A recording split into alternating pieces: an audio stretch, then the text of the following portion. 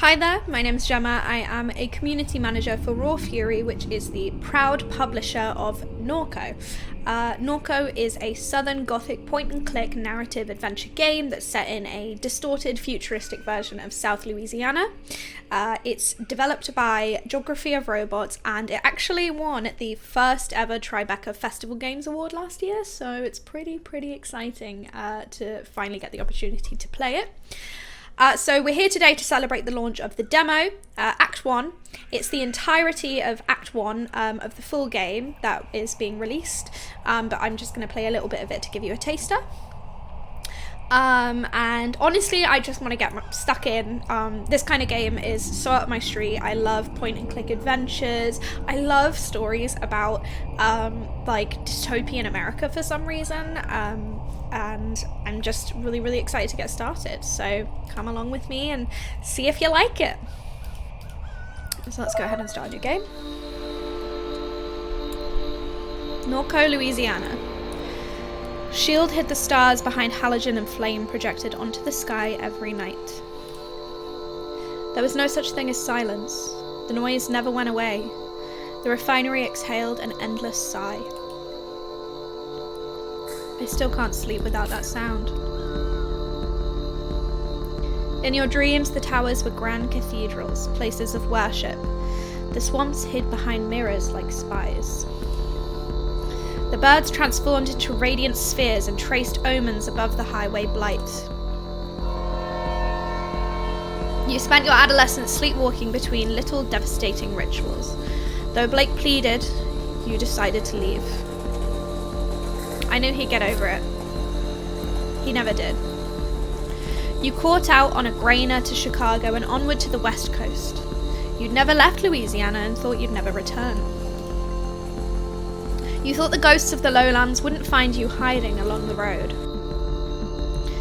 The years carried you through overlit suburbs of the vast American limbo, across mountains above cell towers. Thumbing down 99, you saw an old man crouched in a roadside ditch. He was mouthing your name. He had a familiar gaze. He was gone when you wiped the sleep from your eyes. You spoke to Blake, learning of your mother's declining health, her insomnia, her erratic behavior. You ignored the urgency in your brother's voice. By and by, you made your way east. You threw your phone into the Rio Grande. You joined the armies of the Mesa. For months, you were in the company of fugitives. You slept in nuclear tunnels, repairing engines and weaponry.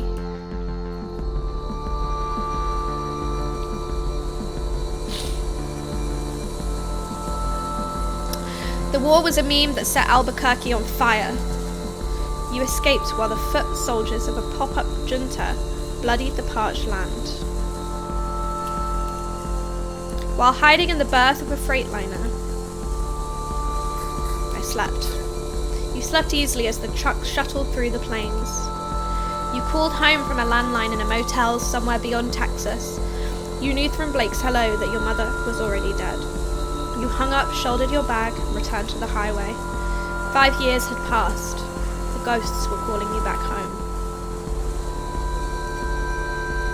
I've been on an adventure! Act 1, Lowland Ghosts. It begins.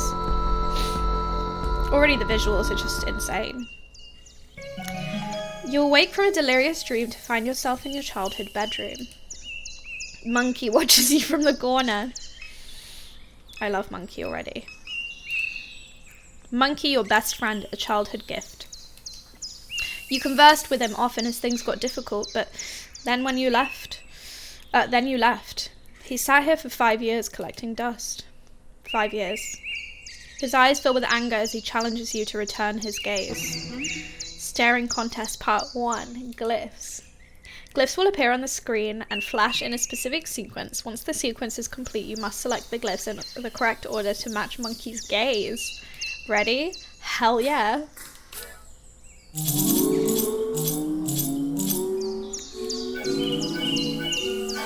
I'm staring right back at you. You successfully meet Monkey's gaze with a cool assurance. However, his expression is unchanged. You stare more intensely. Staring Contest Part 2. Rings. Circles will appear over Monkey's eyes. An outer ring will shrink to the perimeter of the circle. Click the circle when the outer ring locks into place. Ready? Let's go. I love a little mini game. Anger melts from Monkey's face. Take Monkey, come here. You drape Monkey over your shoulder. What do we got here? Plant. You assume Million has been keeping the plants alive. A flyer from a show your friend put on a few weeks before you left town. A fight broke out while one of the opening bands played. I was outside. You didn't feel like being around crowds that night. After the show, you and Blake shot fireworks from the roof hotel on Poydras Street. Sleepless and sober, the two of you walked back to NORCO. You watched the sun climb over the grain elevators. Let's look outside. Cool January air spills through the open window. The low sun washes over the neighborhood. A small flock of blackbirds dissolves into the tree line towards the lake. Commuter traffic glints along Apple Street as a pair of wrens weave out of the overgrown lot next door. It actually is beautiful. Let's look at that laptop. The laptop your parrain gifted you idles on a shoddy particle board desk. Let's take a cheeky look. As the screen illuminates, you notice that the signal of the house is dead. No internet. Looks like Blake was using the computer at some point. He left a browser tab open. Oh, I'm absolutely going to view that tab. Looks like a forum. I love me a forum. What we got here? Modbot. Archived all posts. Anybody still post here? Nope. Placed as a wasteland. Mods are all SJWs. You're posting. Nice one, jackass. This is so real. Forgot I even posted. Wanted to run something by you, gents. Was knocking out a sac-a-lay in this spillway. Saw a big round glowing thing in the sky. Call that the sun, OP. Funny. Talked to somebody else, seen it too near the parish canal. Yeah, that does kind of look like the sun. Bruh, that's the sun. LMAO, I see that everyday, OP. Been rising and setting every day I've been alive. Drop it, fucks. Anybody seen or not? Nothing like this, but birds in them swamps be acting weird. We've all seen the sun, bruh, relax.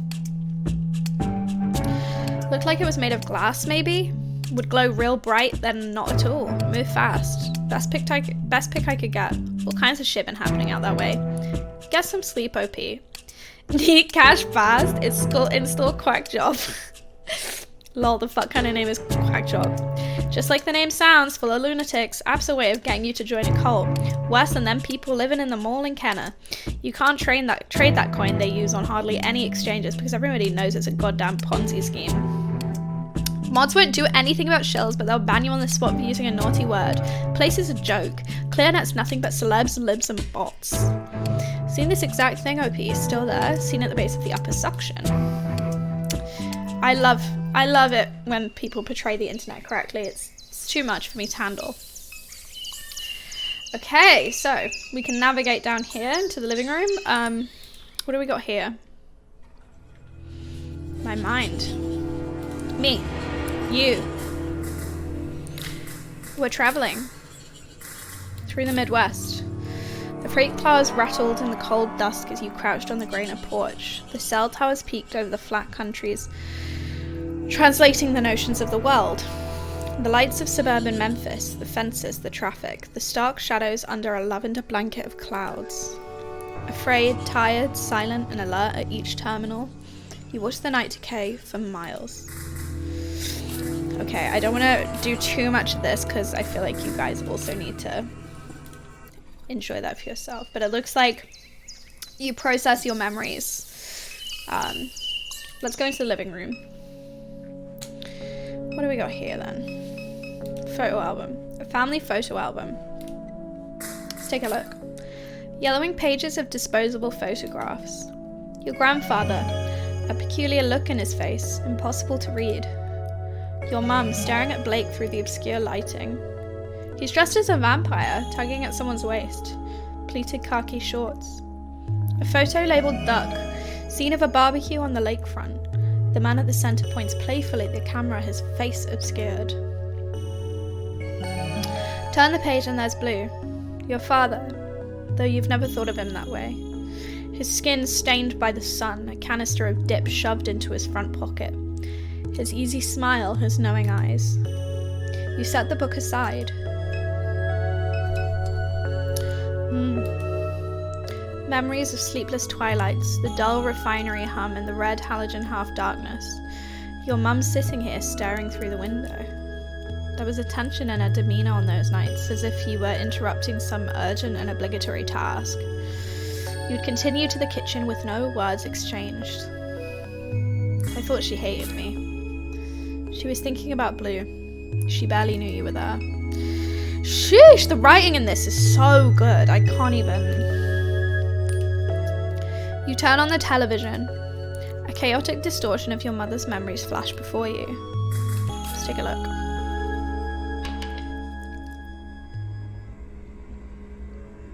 Oh my god.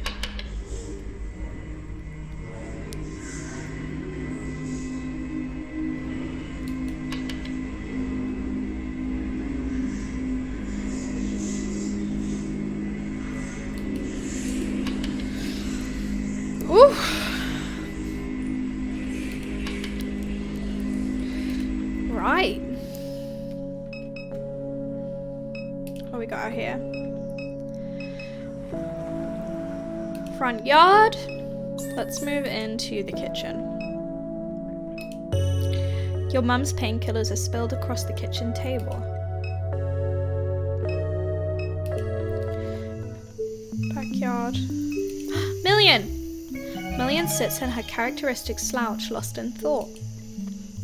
Her carapace has taken on the rusted and weather-worn quality of the rest of the machinery in the yard. You recall the night that your mum showed up with her. You and Blake stayed up past dawn, poring over pirated API docs.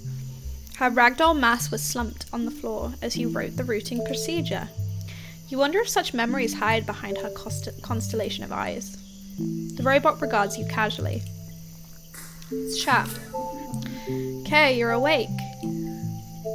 Best sleep in years. The sound of the refinery did always help you sleep, didn't it? In any case, I'm certain I was no help. She gestures towards the motorcycle at the edge of the carport. I was turning over the engine on that bike to test the coils. It was quite noisy, but they're in good shape now. All I need is a fuse and we can use it to get around while I finish repairing the truck. I heard the phone ringing inside, but I had my hands full. Were you expecting a call? Many people have been calling since Catherine died. Your brother's usually the one to answer the phone, but I don't know where he went off to. I wonder where he could be. Likely at the bar or the bookstore if I had to guess.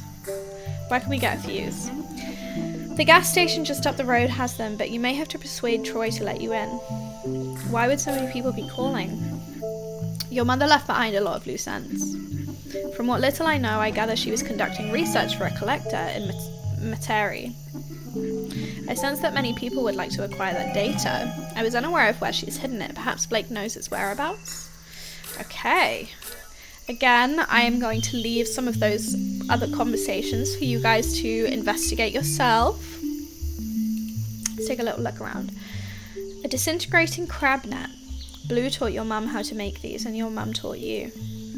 In the summers, you'd bike to the suction before sunrise. Tie chicken next to the bottom ring of your net, submerge it, and sit there nursing your coffee while the swamp raised its voice.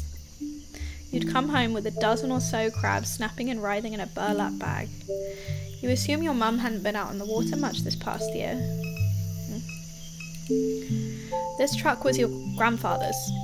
You remember riding in his lap while he let you steer, the dead wasps that collected behind the seat, the smell of grease, whiskey, and nicotine. You and Blake would drive the truck into New Orleans on the weekends. No AC, windows down, the rattling chassis was deafening, going 75 on Interstate 10. Million has been slowly preparing the vehicle since your mum's death. God, Million sounds like an icon. Pry bar. A steel pry bar sits upon the overturned boil pot. That feels valuable. Okay, let's go to the gas station, I guess. Sisters! The turtle! Okay, I'm gonna have to do my awful American accent. Please forgive me. The turtle! He crawled out of the trash can! Don't touch him, see? He's dirty. No, he's not. Turtles are always clean. They live in water. Trash water is not clean. We gotta go see. Just let me stare a little longer. He's pretty. Let her stare. I will not do any more American accents so as to not ruin this wonderful game. Floodgate Tavern. The Floodgate Tavern. Many shield workers gather here after their shift. It's closed. Should be open later in the evening. Okay. Let's go back to Apple Street. What do we got here? Dimes, discounts. What's going on over here? A film crew is set up along River Road. Several floodlights illuminate a gruesome murder scene. Two men stand pensively above a corpse. Let's take a look.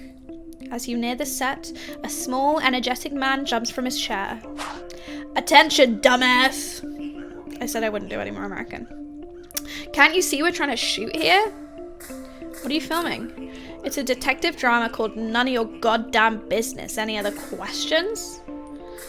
Sounds cool. So is this like a murder scene? Keep it up and it's gonna be. Hey, you know what? Wait a second. You from around here? Yeah. We could use some cultural expertise, you might say. We're filming a Bayou cop drama and all these knuckleheads are from LA. An actor on set turns toward the director. I told you, Kevin, I'm from Texas. Sorry. Oh, that's right, Noah. I forgot. Your Harvard-educated daddy bought a boutique ranch outside Austin. Well, that don't make you a cowboy horse. Now shut up before you scare off the yokel. The director returns his attention to you with a mild look of disgust. Help us out, will you? This script needs some work. What do you say? Okay, as much as I want to, I'm going to say no, because that's something that if you want to do, you have to do it yourself. Great. Your smell was making me a little nauseous anyhow. Of course. Okay, let's go to the gas station. Well. Look who's back. What happened? Carnival forget you beside the road? Hello, Troy. And even you brought your little doll. That's cute. Back because my mom died. You're not that stupid, are you? Catherine, she's too valuable. They'd never let her die. If anything, she's probably vacationing on a hard drive somewhere. You're trolling me about my dead mom? Trolling? You sound insensitive. Can't say nothing around you. Your mom was excavating all along the rim of the lake. She used to pay me to help from time to time, matter of fact. She needed somebody smart, somebody vigilant, somebody like me, especially with shields snooping around. I seen some wild shit in them swamps with Catherine. What kind of shit? I won't bother telling you about it. Might hurt your brain. And anyhow, this ain't story time. Not letting you in this gas station. Goddamn company that runs this dump did me dirty. They swapped me with an ATM machine for speaking truth. Ain't letting nobody through till I get an apology, very least. That sucks. Don't patronize me with your weak pity. If you really want to get through, go get me some of them pills your brother was selling. That might persuade me. Oh, he was selling the pills. Okay, I'm not gonna fight him. Let's go and get the pills. Really quickly, let's look at this. We have quite a few more people now. People with lots of connections. So let's take a look at Blake. Your brother is a lot. Younger, reckless, gets in trouble, spends sleepless nights scrolling image boards. An edgelord, a shitlord, a sensitive soul, compassionate, foolish. Can't take criticism, always needs money.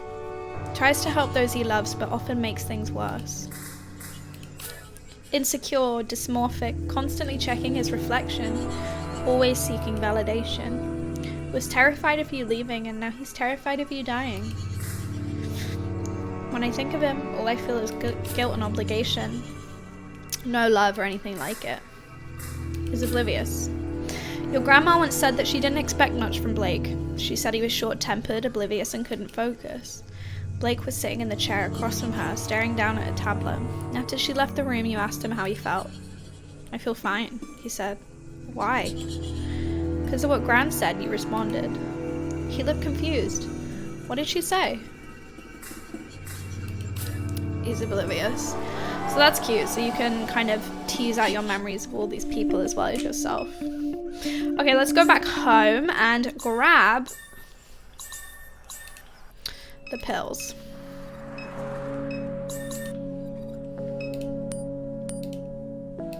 You pocket your mum's pills. Easy.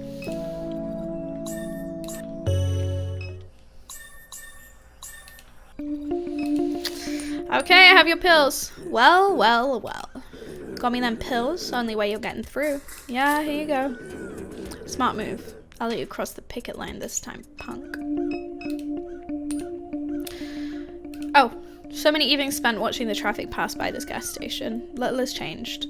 The neighbouring business still sits abandoned. The surrounding streets are quiet and empty. Let's go. Oh my god, hello. The disembodied illuminated head of the kiosks levitates silently in the browser tab. Okay, let's grab some fuses. You grab a fuse. I detect that you have merchandise in your possession. You must remove any unpurchased items from your backpack and scan them in order to exit the store. Okay. Can do, can do. Beep. Obsessed. Thank you for your purchase. You are welcome. Again, if you're interested in investigating a little bit more, please check out the game. Let's go back home then and give that 2 million. You got the fuse? Good. We'll be able to use the bike to get around town until I'm done with the truck. It concerns me that Blake still hasn't returned. He's been spending a lot of his time at Sarpy Paperbacks lately. Perhaps we should look for him there. Let's go.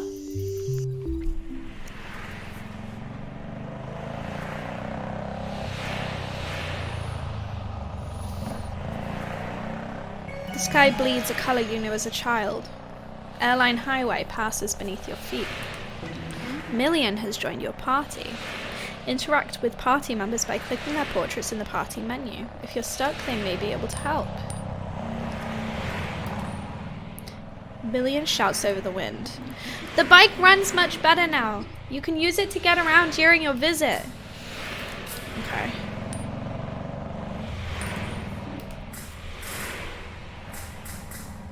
Where could Blake be?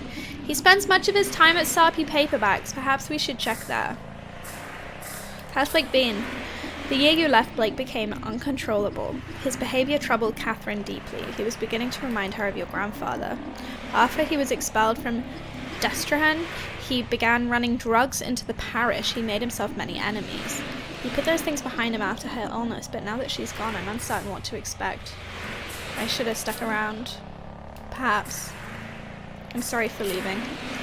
Blake took it very personally, but your mother understood. She always wanted you to experience America while you could. Did you take it personally? No.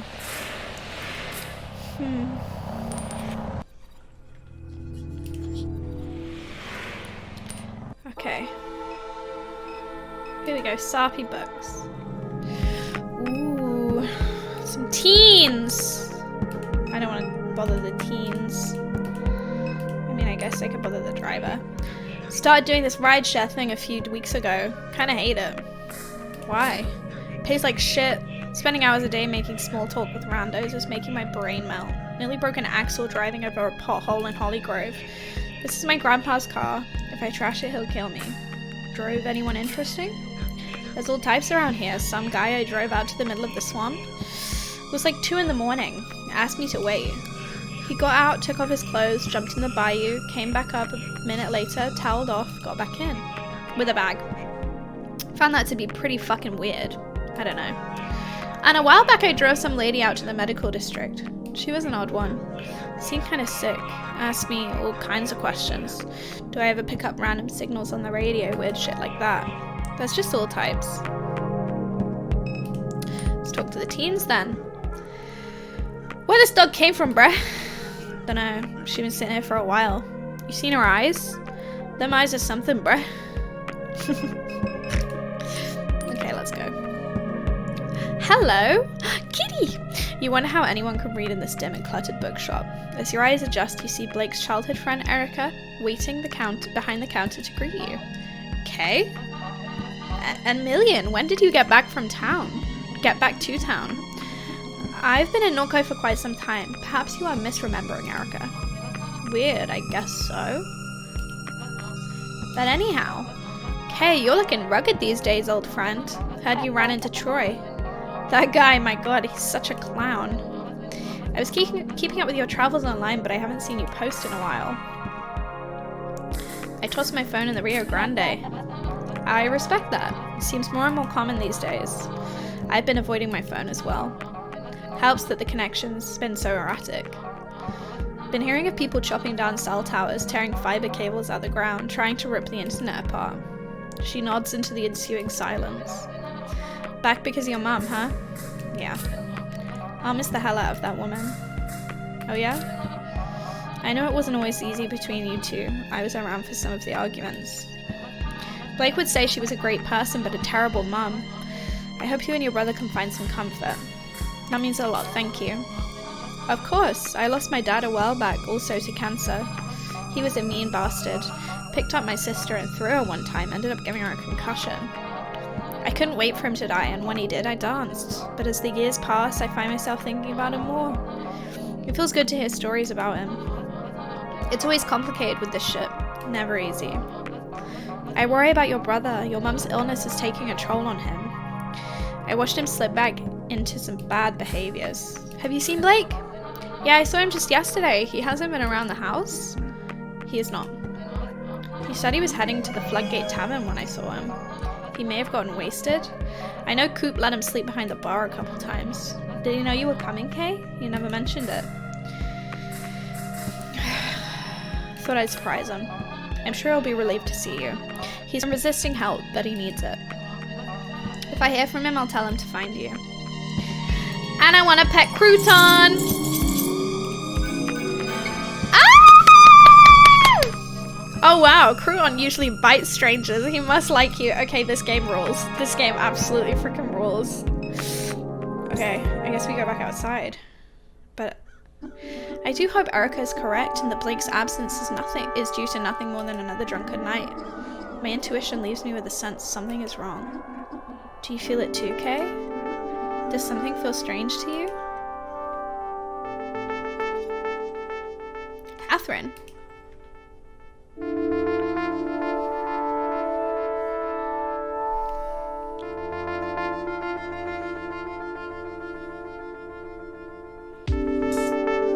Several weeks ago.